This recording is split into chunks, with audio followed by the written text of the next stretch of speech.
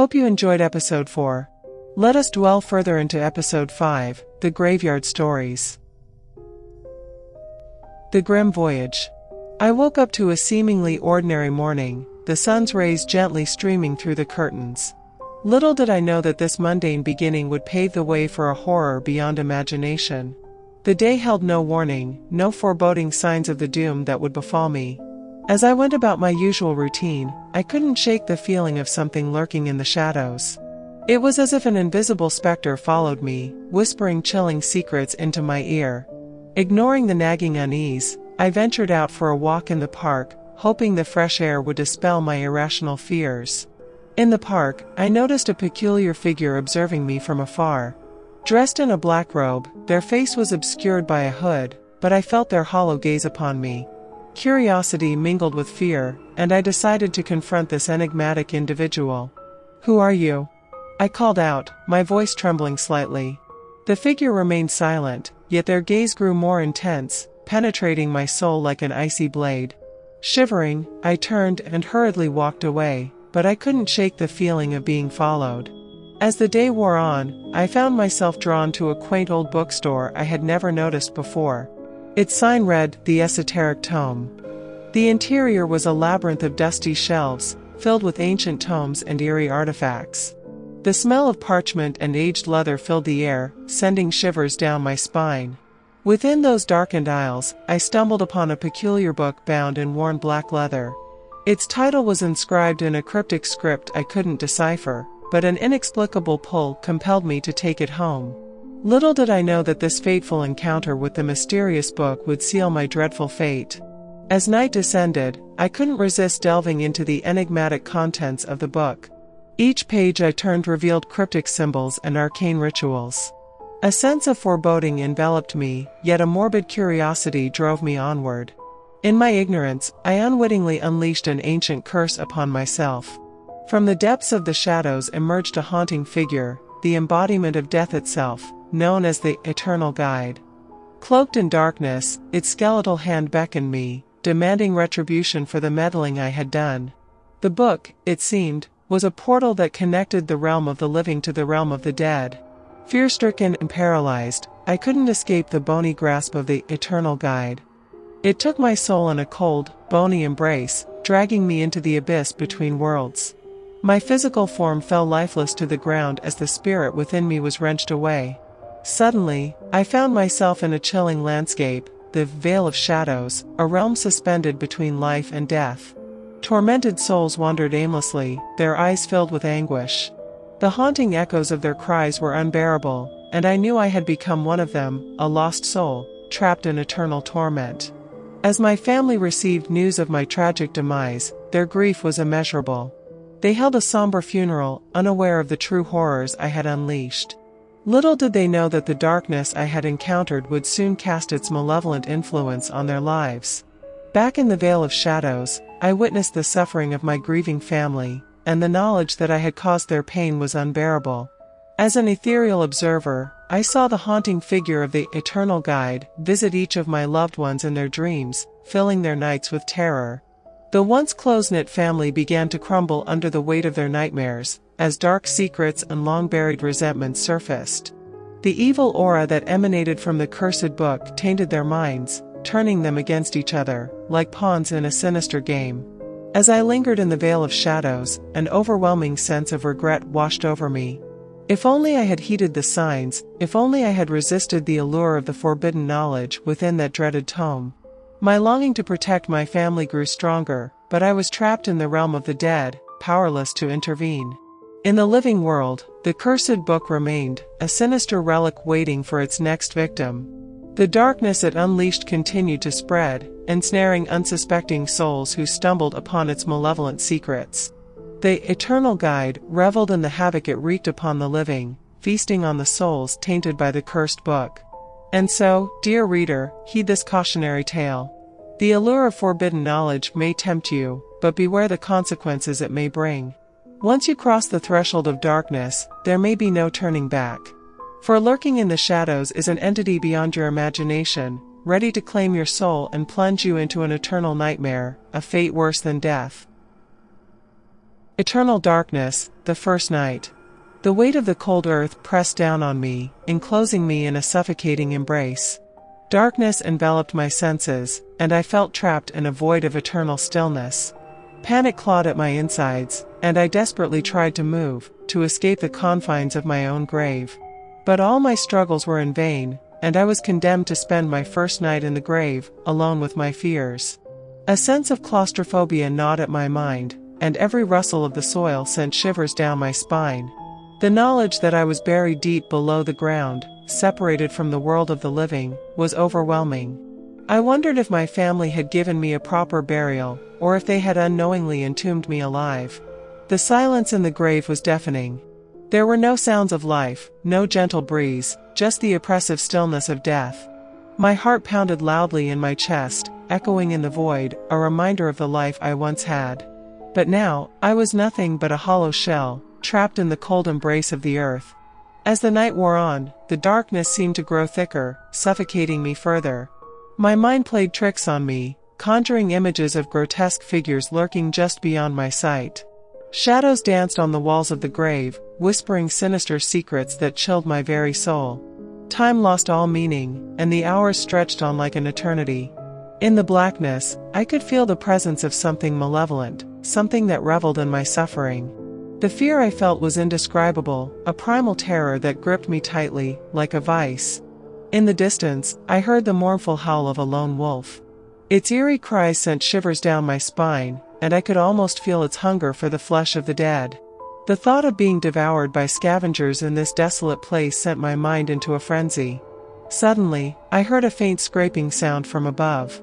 My heart skipped a beat as I realized that someone was digging. The hope of being rescued surged within me, but it was quickly extinguished when I realized that the sound was moving away. Perhaps it was just a grave robber, searching for valuables in the burial ground. The cold seeped into my bones, and my body trembled uncontrollably. The darkness seemed to grow thicker, as if it was alive and feeding off my fear. I felt like a puppet in its hands, controlled by an unseen force that reveled in my torment. The sound of footsteps above the grave echoed through the darkness. It was approaching again, and my heart raced with a mix of fear and anticipation. But instead of digging, the footsteps stopped directly above me. I could hear hushed voices, but the words were indistinct, as if muffled by the earth. Suddenly, the ground above me shook violently, and I felt dirt and pebbles rain down on my lifeless form.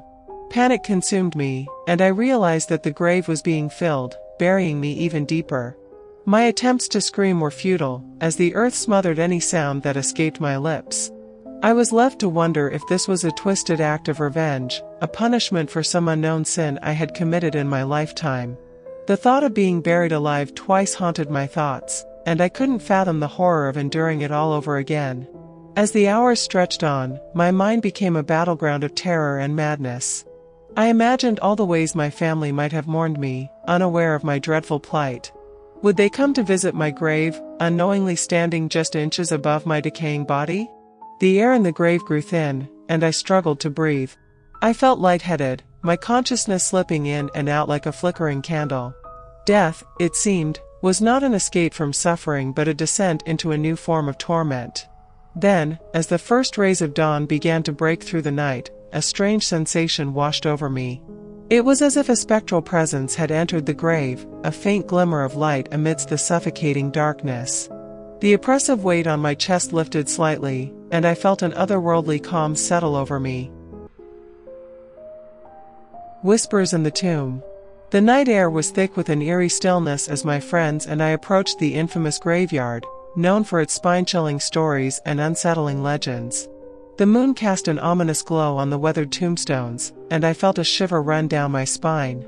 The stories of restless spirits and haunted souls were etched in my mind, but youthful bravado pushed us forward. I was with 4 of my closest friends: Sam, a skeptic who never believed in the supernatural; Mia, a thrill-seeker who relished the adrenaline rush; Eric, the joker of the group, who hid his unease behind a facade of humor; and Emily, who was always fascinated by the macabre. We thought it would be an unforgettable adventure, an opportunity to challenge the tales that had terrified the town for generations. As we entered the graveyard, the atmosphere seemed to change.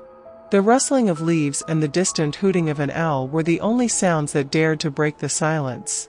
The tombstones loomed like silent sentinels, their inscriptions telling stories of lives once lived but now lost to time. Mia pulled out a dusty Ouija board she had smuggled along, and a mixture of excitement and trepidation filled the air. We gathered around, our fingers lightly touching the planchette. "Is there anyone here with us?" Mia asked, her voice trembling slightly. At first, there was nothing but an eerie silence. But then, to our collective shock, the planchette slowly moved, gliding across the board. "Why yes," it spelled out. Our hearts raced, and a mix of excitement and fear coursed through our veins. "What's your name?" Eric asked, trying to maintain a brave front. "JMES," the board spelled. The letters seemed to come to life before our eyes, as if guided by an unseen hand. "James, are you a spirit from beyond the grave?" Emily inquired, her eyes wide with curiosity. The planchette moved again, spelling out NO. Relief washed over us, but the tension remained palpable. If James wasn't a spirit, then who or what was communicating with us? As we continued to ask questions, the atmosphere in the graveyard seemed to grow more charged. A faint mist enveloped us, and the temperature dropped, sending chills through our bodies. The Ouija board's responses became increasingly cryptic, and we could sense a dark undercurrent beneath the seemingly innocent words. Suddenly, a cold gust of wind rushed through the graveyard, extinguishing the candles we had brought with us. The darkness closed in, and fear gripped our hearts. But before panic could take hold, we heard faint whispers, like echoes from the other side. "Get out." The whispers seemed to say, barely audible yet filled with a desperate urgency. Terrified but determined to press on, we lit our candles once more and continued our communication with whatever entity was attempting to reach us. The questions grew bolder, and the answers more unsettling. It claimed to be a guardian of the graveyard, bound to protect the souls resting there. But its presence felt ominous, and its motives were unclear. As we delved deeper into the conversation, a sense of unease settled over us. The whispers grew louder, and the shadows seemed to dance with a life of their own. We could feel a malevolent energy building around us, like an invisible force closing in. Mia, ever the daredevil, decided to push the boundaries further. "Show us a sign of your presence," she challenged, her voice quivering with a mixture of fear and excitement. At once, the ground beneath us trembled, and the tombstones around us seemed to vibrate. The planchette on the Ouija board flew wildly, spelling out a series of incomprehensible symbols. A guttural growl echoed through the graveyard, sending chills down our spines. Suddenly, Emily let out a blood-curdling scream as she pointed to a shadowy figure lurking among the tombstones. Our hearts pounded as we turned to look, but the figure vanished into the darkness, leaving behind a sense of dread. "We need to leave, now," Sam urged, his skepticism replaced by raw fear. As we rushed to escape the graveyard, the atmosphere around us grew oppressive. The whispers turned into chilling laughter, haunting us as we fled. The once familiar paths seemed twisted and labyrinthine, and we felt like we were trapped in a nightmare. Just as we reached the entrance, a blinding flash of light illuminated the sky, followed by a deafening crack of thunder. Rain poured down in torrents, drenching us within seconds. It was as if nature itself was warning us to leave this unhallowed ground. Finally free from the graveyard's grasp, we retreated to the safety of our homes. Our hearts still pounding, we tried to make sense of the inexplicable events we had just witnessed. The Ouija board was left behind, abandoned in the graveyard, a vessel of communication we dared not touch again. Over the following days, we couldn't shake the feeling of being watched. Strange occurrences haunted our dreams and waking hours alike. Objects moved on their own, shadows seemed to move independently, and eerie whispers echoed in our ears when we were alone. We realized that we had unwittingly disturbed something ancient and powerful that night. Whatever entity had communicated with us through the Ouija board had left an indelible mark on our lives. It had tasted our fear and sensed our vulnerability, and now it sought to torment us. Desperate for answers, we sought out the local historian, hoping to understand the graveyard's dark history. The historian's face turned pale as we recounted our harrowing experience. He spoke of a long-forgotten legend, a guardian spirit named James, who had been tasked with protecting the souls buried in the graveyard. But something had gone terribly wrong in the past. The guardian had become corrupted, consumed by darkness, and it was now bound to the graveyard, seeking to ensnare unsuspecting souls like ours. Its whispers carried the souls of the departed, forever restless and yearning for release. The haunting grounds. The wind howled mournfully through the graveyard, rustling the leaves on the ancient trees that stood like silent sentinels. It was Halloween night, and I, along with my friends, found ourselves drawn to the old burial ground on the outskirts of town. Legends whispered that the graveyard was cursed, and those who dared to tread its sacred soil faced horrors beyond imagination. As a group of thrill-seekers, we couldn't resist the temptation of exploring its haunted secrets. There were 5 of us in total. There was Sarah, the brave and daring one, always eager to venture into the unknown. Next to her was Mike, a skeptic who never believed in the supernatural, but his curiosity often got the better of him. Then there was Emma, who loved everything spooky and had a knack for finding eerie stories about haunted places. Mark was the quiet one, cautious and observant, always looking out for potential dangers. Finally, there was me, the one who had reservations about the trip, but peer pressure pulled me in. The graveyard was shrouded in darkness as we arrived, and the full moon cast an eerie glow on the tombstones. The air felt heavy, laden with the weight of centuries of sorrow and despair. Despite our bravado, a sense of foreboding settled over us, as if the spirits of the deceased were warning us to stay away. We ventured deeper into the graveyard, the crunch of leaves beneath our feet echoing eerily in the silence. Sarah led the way, her flashlight cutting through the darkness like a beacon of courage. The gravestones loomed like shadowy specters, their inscriptions telling tales of lives long lost. As we walked, Emma began recounting stories she had researched about the graveyard. She spoke of a long-forgotten curse, cast by a vengeful spirit who had been wronged in life. According to the legend, anyone who dared to set foot in the graveyard on Halloween night would fall prey to the malevolent forces that still roamed its grounds. Mike scoffed at the tale, dismissing it as a mere superstition.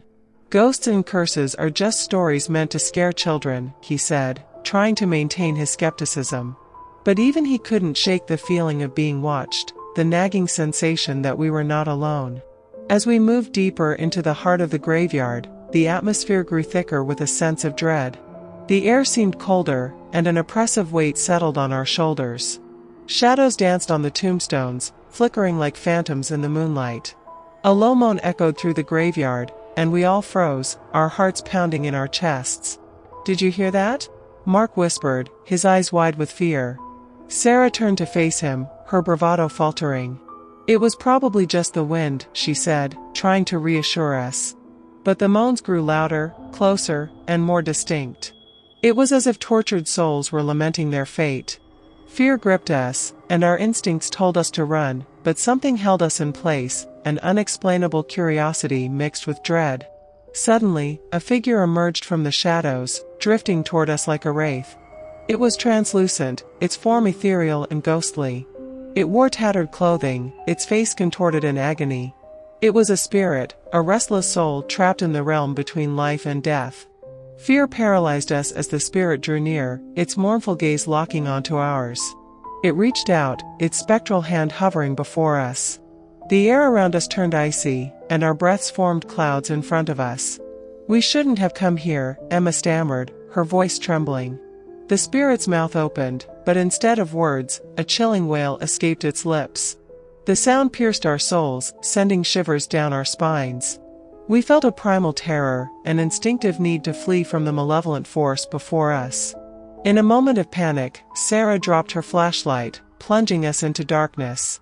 We stumbled over each other, desperate to escape the haunting presence. Mike fumbled for his phone, managing to turn on its flashlight just in time for us to see the spirit vanish into thin air. Gasping for breath, we huddled together, trying to process what had just happened. The graveyard seemed to come alive with unseen forces, as if we had awakened something dormant and vengeful. "We need to leave, now," I urged, my voice barely above a whisper. Agreeing, we made a hasty retreat, our hearts pounding, and our minds filled with terror. But the graveyard had other plans for us. As we reached the entrance, a heavy fog rolled in, obscuring the way out. Panic set in, and we realized we were trapped. A chorus of eerie whispers surrounded us, echoing from all directions. The voices spoke in a language we couldn't comprehend, their words filled with sorrow and rage. The fog seemed to be alive, twisting and writhing like malevolent spirits eager to claim us. Suddenly, Sarah screamed, and we turned to see her pointing at a figure standing just beyond the fog. It was another spirit, its eyes hollow and its face twisted in anguish. We felt an overwhelming sense of sorrow and despair, as if the spirit's pain had seeped into our very souls. "We need to find a way out," Mark shouted, his voice urgent. We ran in the opposite direction, desperate to escape the graveyard's grasp. But no matter where we turned, the fog seemed to follow, trapping us within its suffocating embrace. In the distance, we saw a flicker of light, and hope surged within us. We ran toward it, praying for salvation, but as we drew closer, we realized it was not a way out but a small mausoleum hidden among the tombstones. With no other options, we sought refuge inside the mausoleum, closing the heavy doors behind us. Inside, the air was stale and filled with the scent of decay. Candles flickered on an altar, casting eerie shadows on the walls. "We can't stay here," Emma said, her voice shaky. "Who knows what else is lurking in this place?" But we had no choice. The mausoleum offered temporary shelter from the horrors outside, and we clung to each other, seeking solace in our shared terror. The Graveyard Watcher. My name is Thomas, and for as long as I can remember, I have been the graveyard attendant of Willowbrook Cemetery. The old graveyard had been my family's responsibility for generations, passed down from father to son like a solemn duty. I had heard countless tales of restless spirits and haunting apparitions, but I always dismissed them as mere superstitions. Little did I know that my skepticism would be put to the ultimate test. It was a cold, moonlit night when it all began. I was walking the familiar paths of the cemetery, my lantern casting flickering shadows on the tombstones. The silence was broken only by the distant hoot of an owl and the rustling of leaves in the autumn breeze. As I made my rounds, I noticed a new grave, freshly dug and devoid of any headstone. Intrigued, I approached, wondering who the newcomer might be. There was no name, only a small wooden cross with the words, "Rest in Peace," carved into it. It was unusual for a grave to be unmarked, but I assumed it was an oversight by the family. As the night wore on, a strange unease settled over me. The air seemed charged with an energy I couldn't explain, and the hair on the back of my neck stood on end. It was as if the graveyard itself was watching me, its ancient souls observing my every move. I tried to shake off the feeling, convincing myself that it was just my imagination playing tricks on me. But as I passed the unmarked grave again, a chill ran down my spine. I couldn't shake the feeling that someone or something was lurking in the shadows, unseen yet palpable. The following night, the unease persisted. I found myself drawn to the unmarked grave like a moth to a flame. Something about it seemed off, as if it held a secret waiting to be uncovered. As I approached, a soft whisper echoed through the air, barely audible but distinct enough to send shivers down my spine. "Who's there?" I called out, my voice trembling. There was no reply, but the whispers grew louder, surrounding me like an invisible presence. I felt a compulsion to stay, to uncover the mystery that lay beneath the unmarked grave. With trembling hands, I reached down and began to dig. To my surprise, the earth gave way easily, as if it was eager to reveal its secrets. My lantern cast an eerie glow on the newly unearthed coffin, and my heart pounded in my chest. I knew I was crossing a line, defiling the resting place of the deceased, but I couldn't resist the allure of the unknown. With a deep breath, I lifted the lid of the coffin. Inside, I found the body of a young woman, her face serene and peaceful. But as I looked closer, I noticed something strange. Her eyes were open, staring directly at me with an intensity that sent chills down my spine. I stumbled back in horror, dropping the lantern in my shock. Darkness engulfed me, and the whispers grew louder, filling the void left by the extinguished flame. I felt a presence in the darkness, an otherworldly force that seemed to reach out to me from the depths of the grave. Fear and guilt consumed me as I scrambled to retrieve the lantern. When I finally managed to light it again, the coffin was empty. The young woman had vanished, leaving behind only an empty wooden box. Was it a trick of the mind? A hallucination brought on by my fear and guilt? I couldn't be sure, but one thing was certain: I had unleashed something beyond my understanding, something that had been lying dormant in the unmarked grave. Night after night, the whispers grew louder, tormenting me with their haunting words. I saw shadows flitting between the tombstones, shapes that seemed to watch my every move. The once peaceful graveyard had become a realm of terror, and I found myself dreading the setting sun, knowing that the darkness would bring with it unspeakable horrors. In my desperation, I sought answers from the town's oldest residents, hoping they could shed light on the strange events unfolding in the cemetery. The old Mrs. Abernathy, the town's resident historian, revealed a long-forgotten tale of tragedy and betrayal. Decades ago, the young woman buried in the unmarked grave had been engaged to a wealthy suitor, but her heart belonged to another, a poor musician who could never hope to match her suitor's wealth and status. When her secret love was discovered, she was locked away in her family's mansion, forbidden from ever seeing her true love again.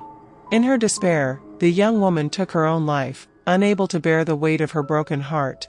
Her family, ashamed of the scandal, buried her secretly in the unmarked grave, erasing her name from history. But her restless spirit had not found peace in death. It was said that she wandered the graveyard at night, searching for her lost love, her sorrowful whispers haunting those who dared to come near. As I listened to Mrs. Abernathy's tale, I felt a chill run down my spine. The pieces of the puzzle fell into place, and I realized that I had disturbed the spirit of the young woman by digging up her grave. I had unknowingly set her free, and now she sought retribution for the injustice done to her in life. Determined to put things right, I made my way back to the graveyard, armed with the knowledge of the young woman's tragic story. As I stood before her unmarked grave, I spoke softly, acknowledging her pain and the injustice that had befallen her. "I'm sorry for what was done to you," I said, my voice steady despite my fear. "Your love for the musician was true and pure, and it was cruel of your family to keep you apart. I can't change the past, but I promise to honor your memory and ensure that you are never forgotten." As I spoke, a soft breeze brushed against my cheek, and I felt a presence beside me, a sense of acceptance and forgiveness. The whispers faded, replaced by a gentle sigh, as if the young woman's spirit had finally found peace. From that night on, the graveyard regained its calm, and the haunting whispers ceased.